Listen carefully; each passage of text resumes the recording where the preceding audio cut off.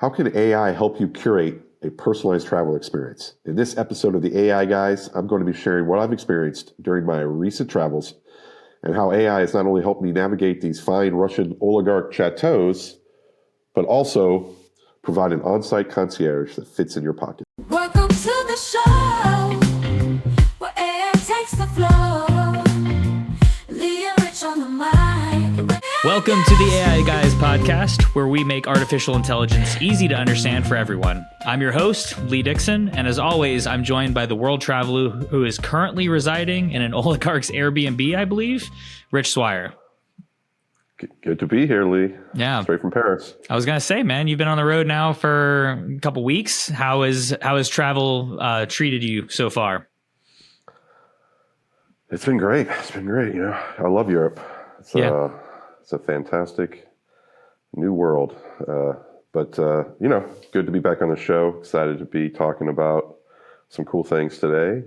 In between, you know, me cleaning my palatial, gold-plated office here. Yeah, I wasn't sure if you made your entire plan for this entire trip around like just sets of Bridgerton, but you're doing good. Yeah, so far. I'm a huge fan. So I just typed in Airbnb Bridgerton tour Europe, and it's amazing. It's amazing how well it worked. How spot on it was. It actually nailed it. It did. Yeah. It did. Well, that's good that we're bringing this up, because I think today, you know, our biggest focus is going to be taking a little vacation from some of the high level topics we've been talking about on the last few episodes, and really starting to look into maybe some AI use cases in the travel industry. So, you know, the role of modern travel and kind of where AI fits in, I think we've been kind of going that direction for a while, just with, you know, the shifts that we've seen over the years on how people actually plan on where they're going versus the tools that help them get there. So you were telling me a little bit off air about kind of a unique experience. And I think that's what sparked our pod this week. So do you want to kind of jump into what happened at the airport and kind of what you saw there? Yeah, so, you know, one of the goals that I had for this trip was to see how much I could use AI to not just enhance my experience, but also to replace some other components that I used to use. And so whether it be, you know, just having my itinerary on standby with my AI assistant, or start using AI as kind of my travel guide. I'm not a huge tourist kind of guy, so I don't like getting on the bus and following the queue, as they call it in London, just for the listeners. For those at home. For those at home who are playing the game. And so I'm just usually kind of like a wanderer. I just kind of like going to different places. But what you do lack in doing that is, wow, you don't really know much history, you know, and the good stuff. So, yeah, so I had quite a few experiences so far. And I'd love to talk about them because I think they're all very compelling in their own way. You know, let's kick off with the first one, which is, so I flew out of New York to go to London, and we flew British Airways.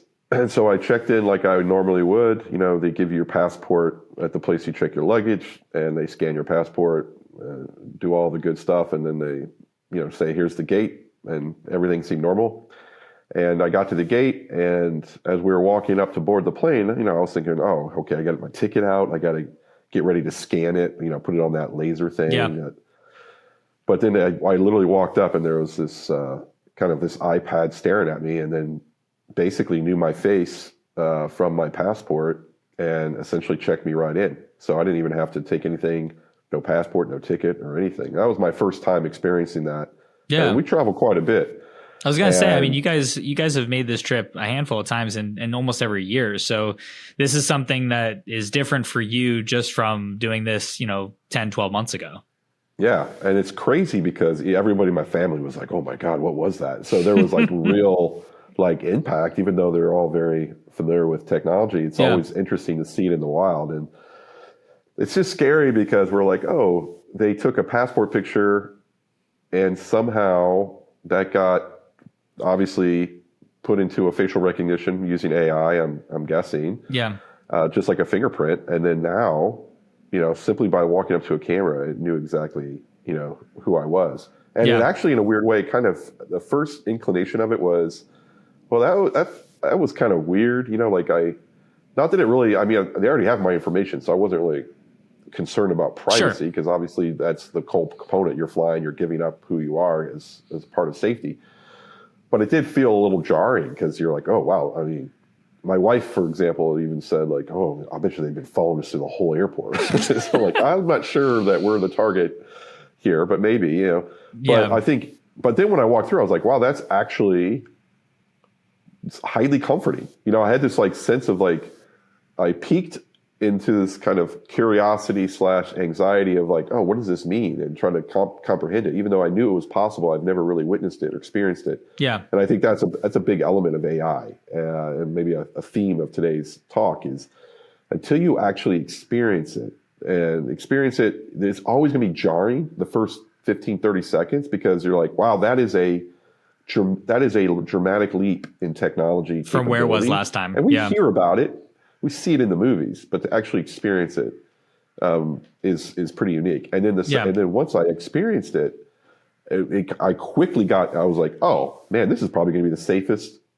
Not that every flight. I'm not one of these people that thinks every flight is going to be in danger. But I hear you. You could argue that this is there's a 0% chance probably that there's nobody on this plane that's not supposed to be on this plane, which is a great safety element to it. So I mean, which is the whole point. For sure. And it was just so fluid. It was just like, all right, have a great flight. All right, have a great flight. There was no like, that's crazy. Yeah. You know, old lady scrambling in her purse for a ticket. There was no like poor woman with 3 kids in her arms, you know, trying to scan their tickets. It was streamlined at that point, you know, like it went directly through. And I mean, we talked about it on the last couple of pods and with Robert on it, I believe as well, about some of this stuff with like Gemini and like the visual recognition being a really big kind of driver on everything that they're doing. So it is kind of interesting. I'm sure that sparked some ideas on that, 6-hour flight or so into London of just like, man, what are some other things that, you know, could really be kind of triggering here? So now that you've landed overseas and you're not going to be translating anything in Great Britain unless you really don't know what, you know, bangers and mash and fish and chips are, right? It's one of the few countries I actually know what they're saying. I don't know what they're saying. You think you would know, but I absolutely don't because it's just like so thick. I mean, I love them, but I mean, that gives hilarious. You the ability for, you know, I backpack around Europe back in college, you know, in 2012 with a handful of buddies. And, you know, a few of us knew enough French to be dangerous when we got there of like, you know, we can read it and order online or order in person and probably sound extremely American trying to talk to someone. And they just go like, you know, we'll just change it. But now with the ability to essentially take a photo of a menu and translate it right into something like that's going to be kind of interesting as you're going to countries where maybe you aren't as, you know, you don't recognize the culture, or recognize pieces of it, and you want to be able to in real time kind of like translate it into something that you can like take with you. Yeah, and it goes, you know, when I experience that visual element, of course I'm very aware of the visual components of AI, but I haven't played around with it as much in my real world. So sure. Then as I was kind of landing in London, I was like, I'm going to start using this and see how far I can take it. So, and the language component is interesting to me. It's a little awkward still for me to like, you know, take my phone and stick in somebody's face and say, oh, you know, but I'm to sure this, please. It's like, right. Like my AI is going to talk to you. It's going to talk to me. Yeah.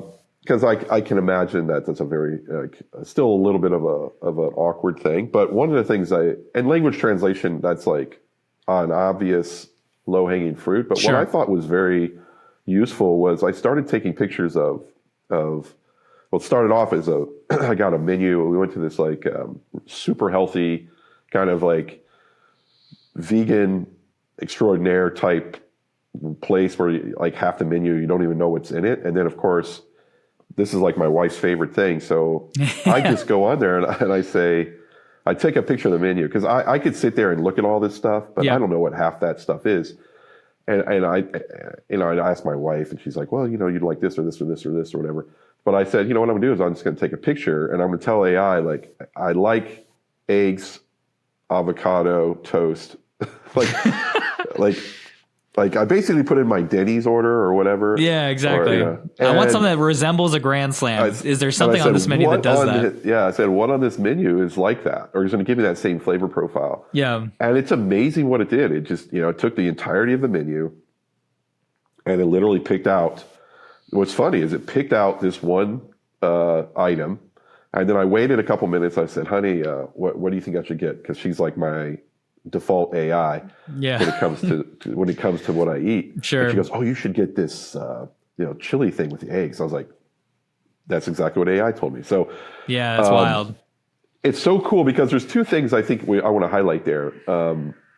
I mean, we've all used, I think most people with Android and maybe even iPhone has this, but like you can take pictures like, Google Images and you can do certain things like translate it Yeah. but I've never been able to really in such a smooth manner take a picture of something and then ask questions about that. And that's like Right. I don't think people understand how big of a deal that is. Oh, it's and huge. It gave back such great questions. And then I asked the second question, which was,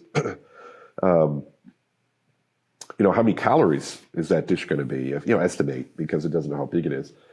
It gave me the breakdown of that. And then what's even cooler, which is even more mind blowing, and I've been doing it literally every single meal that I've gotten, is I actually took a picture of the meal and said, "What is in this meal?"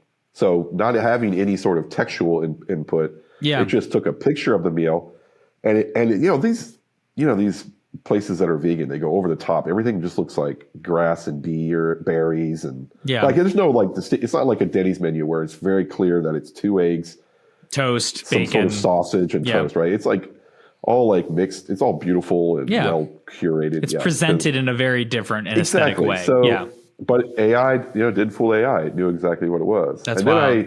then finally, I took the final step. I was like, I'm obviously not giving this thing a run for its money. So I turned around and we're in this very little, almost courtyard area. It's called Neal's Yard in the middle of London. It's not a famous place. It wasn't Big Ben. It wasn't the Eye. It's just like this almost like alleyway called Neal's Yard. It had like 4 or 5 shops, and one of them was this uber vegan place. And I just turned around and took a picture of the building behind me. And I said, "Where am I?" And it knew exactly where I was. Yeah. It's just, "You're in Neal's Yard," told me the history, told me everything about it. And that to me is like, I was like, okay, this is somewhat of a game changer because with visual cue, I can get down to a specific experience of personalized to me. Mm-hmm. And then that pretty much differentiates itself from every experience I've had with any sort of online travel experience. I don't know I don't know what you've used, but like every other travel kind of, whether it be Travelocity or Expedia or Google or whatever, for me, it's always fallen short. Like, oh, what are the top 10 things to do in London? You're going to get the obvious stuff. You're going to get a very uncatered kind of approach to it. And this amount of filtration was almost like having a digital tour guide, right? Like you talk about being a wanderer. I mean, that's how we kind of backpacked around Europe back then, is we really just went in with this, we know where we have to be with flights and trains and things like that. But in between there, it's just kind of like, let's just go out and explore. And then, being in college, like get back to the hostel and make sure we have somewhere to fall asleep until the next morning. So like we would find a lot of those walkabout tours that were just like, hey, you tip me whatever you want. I might have 40 people with me, but we're going to go wander for 2 hours. And I'm going to talk to you about everything I know on my set route. And now you can just go out and kind of take your own tour in this sense and just utilize AI to kind of be there and give you this step-by-step of like, oh, if you like Neal's Yard, then you should really check out this thing. It's only a couple blocks from here. It's kind of right along the same field. Like, you could kind of cater a day experience on the fly, which would be really wild to do. Yeah, and I actually did that. I said, "Hey, I'm in Neal's Yard in London." Yeah. Now it wasn't hooked into it yet. It wasn't hooked into my maps, so there was no like geolocation. That's what's so even amazing about it. There's no like, as far as I know, I was just using ChatGPT, but sure. It doesn't have like a location yet where you could say this is my location. So it wasn't using any sort of geospatial. It was just using visual. Yeah. But what would be really, slick, and I think this is obviously what I'm starting to realize, is that you could literally, like you just said, curate an entire day and actually have your AI assistant. And I did this as a kind of a joke, but then my wife kind of got annoyed about it. But I had the AI talk to me. Like it was like I was hanging out with my AI assistant, like telling me about this place. And she, I don't. She's like, live in the moment, Rich. And you're just like, hold on a second. I don't talk to anybody. And suddenly I'm talking to this phone. I'm like, oh, this is really cool. Like, So it's like, oh, over here in Neil's yard, you can go. I'm like, I'm like walking around with my phone, and I went from like hate tourists and like not being like, I don't want to be seen as a tourist, to like the guy fully embracing it with his phone.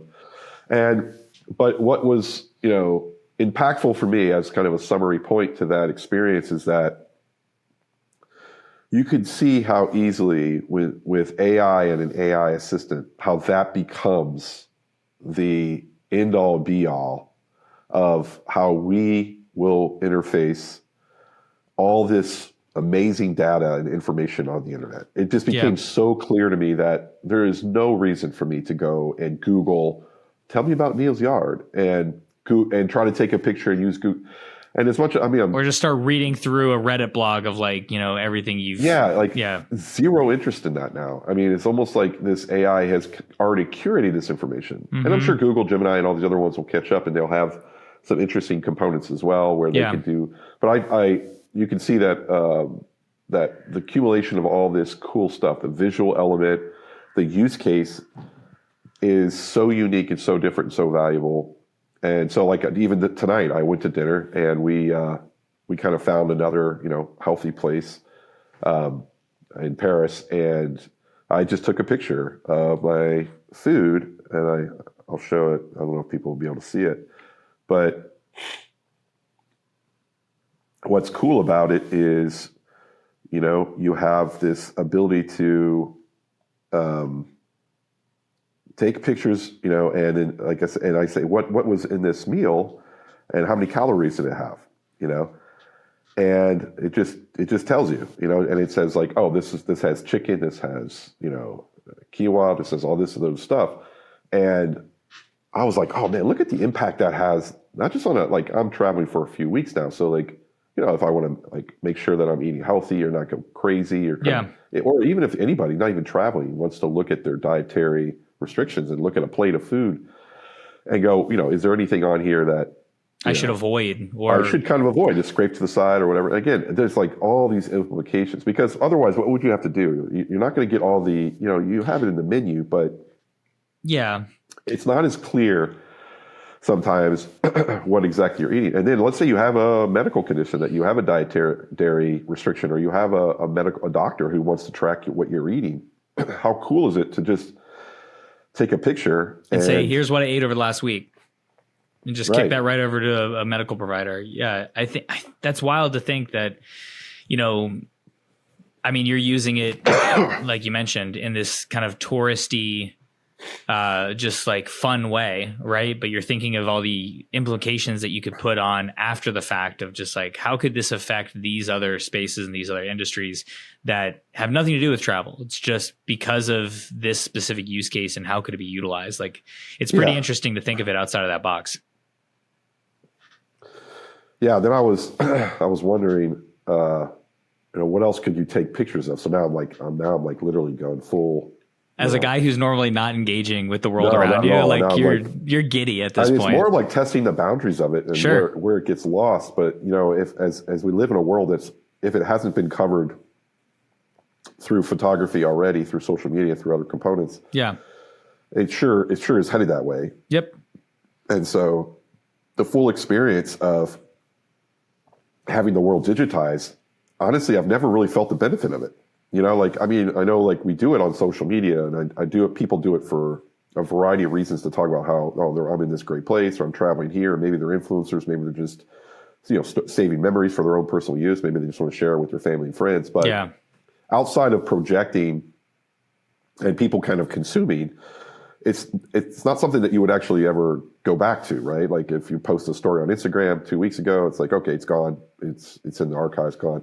But that story could easily be transferred into some sort of piece of data that later, 2, 3, 4, 5 years, somebody's in that same area and can get value out of it now. So we have this, it brings an interesting use case of everything that I think would translate to the value of social media, and the value of what us going around and talking about in these experiences can actually have, more value to the longevity, a longer tail of value to the users of social media. So it puts like another check mark in maybe somebody like Facebook being kind of in pole position to like lever Foursquare that stuff, 2.0. You remember assuming that? people are okay with it, right? Yeah, like the check-ins and all this kind of stuff feeding into the algorithms and feeding back, like, well, now I've got this AI powered travel guide that is backbrained by Llama, which ties into my Facebook profile and all of this stuff. And it knows that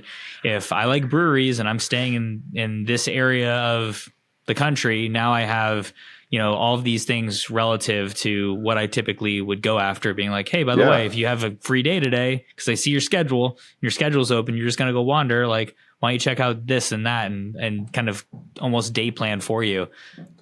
Yeah, or even take a picture of the brewery and say, hey, tell me about how this brewery got started. Oh, it was started by a guy named John. Oh, here's his Instagram. Oh, hey, by the way, message him here, And so, I mean, I think it's just the fluidity of it, of the experience is more human. That's the only way I can describe it. Yeah. Instead of, it didn't feel at any point in time that I was being driven to go one direction or another to click on something because somebody's making money on it, right? Like it's almost everything now when you search the internet is like the top 10 things are driving you to a page where somebody's making money on your traffic, and then it drives you to another page that makes you, it's a frustrating experience. And it's so nice to be in it reminds me of the internet when it started, where before people invented banner ads and click-throughs and all this crap that has ruined the internet, in my opinion. That's what the internet used to be, just very clean. You sound like that crow that was in the background of just when you were going through that, just cawing, just like angry and shaking your hand to the world. I cue the crow, like, nevermore. Exactly. Well, this place came with a whole slew of crows. Yeah, I was going to say, that's when someone's like walking through it just makes that sound all the time. I actually had to pay extra for the crows. But I mean... I love it. When in Rome or Paris, whatever. Yeah, exactly.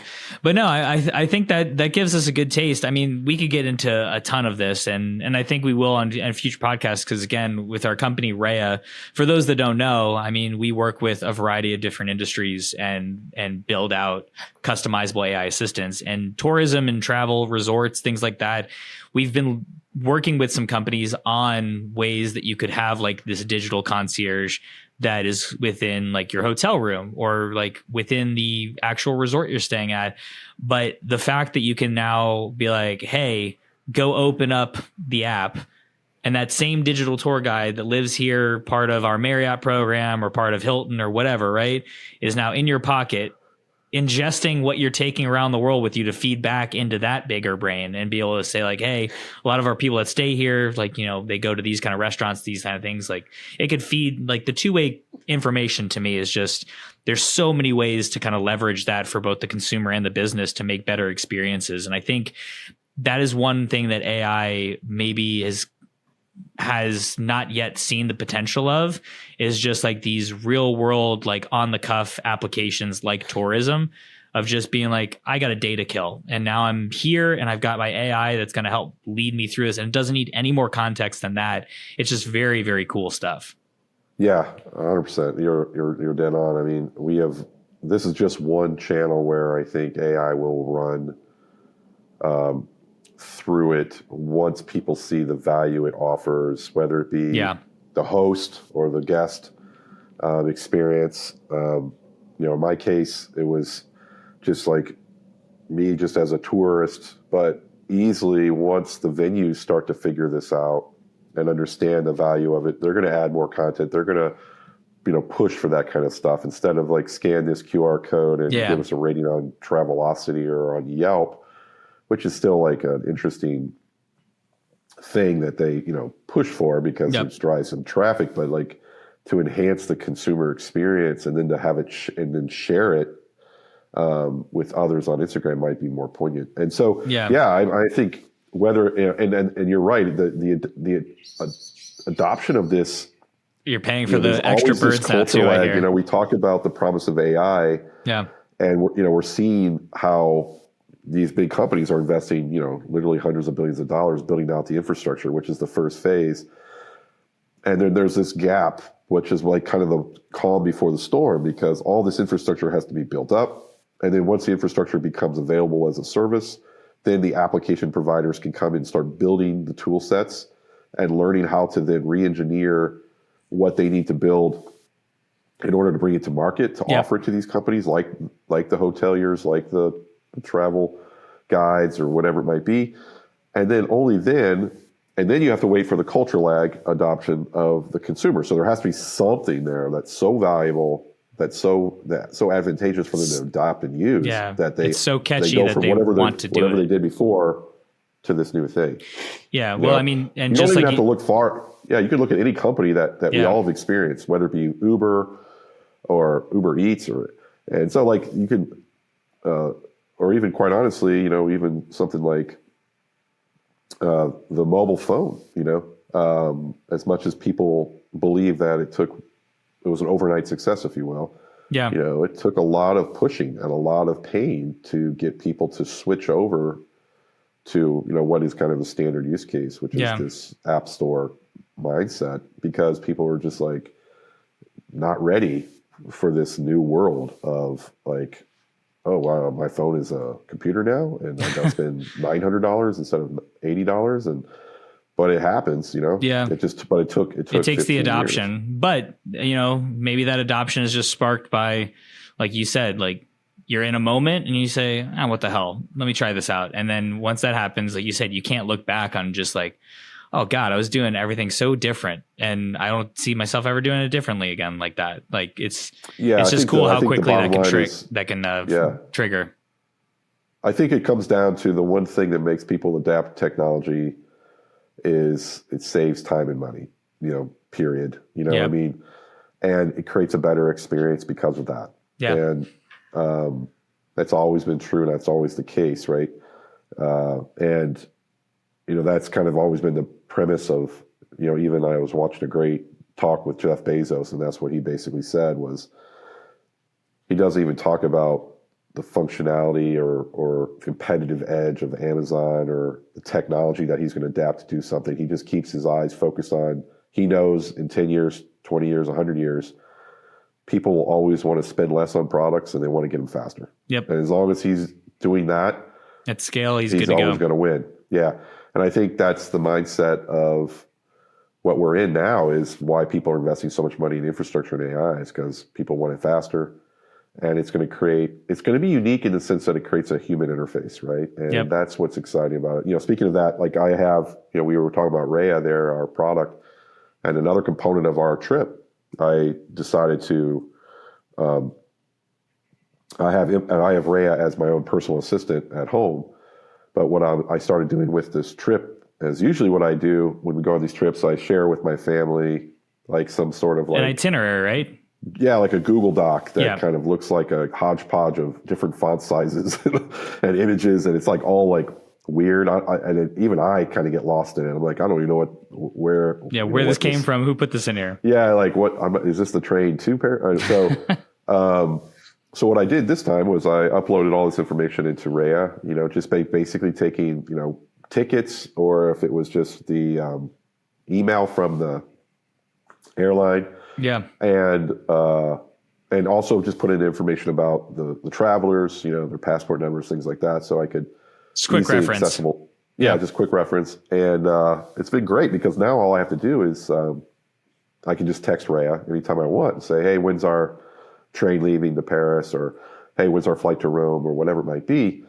And it'll responds back just like a personal assistant. Nice. And what's interesting, and then also what I did is I said, hey, everybody, you can text Rhea too. So it wasn't just me benefiting from it, it was the group. So if they need to know these answers, they can easily call my assistant or text my assistant as well. Yeah. And so that's another element of this, my Euro tour with AI that's been very insightful, is I'm actually get to use it in a real world environment where things aren't as static as you would believe. Like things are dynamic, they're changing every day. I'm telling you, I'm training Rhea each day on new things that we're doing so that it can give me the answers later if and when I need it.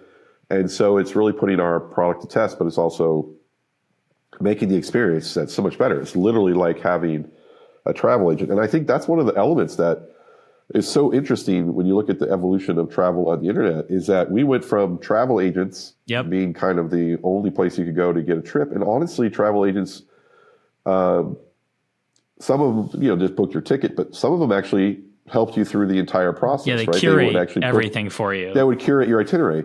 So what happened was when the internet came around and people could buy their tickets direct, you gained speed and maybe some cost savings by going direct and buying that ticket, but you did lose all the other stuff. And maybe people didn't care, maybe people didn't need it for most of their trips, but that there are, a subset of travel agents that probably still exist that do those kind of extravagant trips. But for sure. But now with AI, we're kind of bringing that back to where now it's like, okay, we could actually not just, obviously book your tickets online and do all the things that everybody's used to doing, but how cool would it be just to have AI help you curate your trip and not necessarily make it where it's static either. Like you could literally be somewhere that you weren't meant to be on a Wednesday afternoon, and make it feel exactly like you're supposed to be there. Hey, this is where I'm at.